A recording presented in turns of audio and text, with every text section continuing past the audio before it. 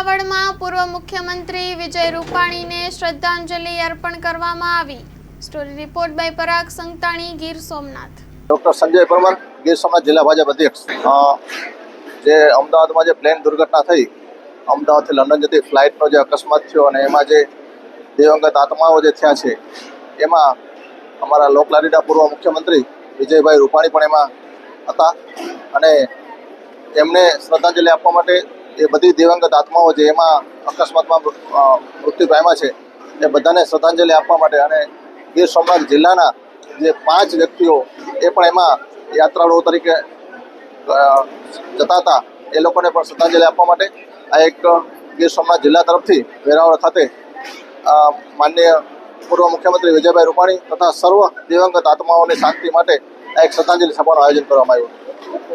આમાં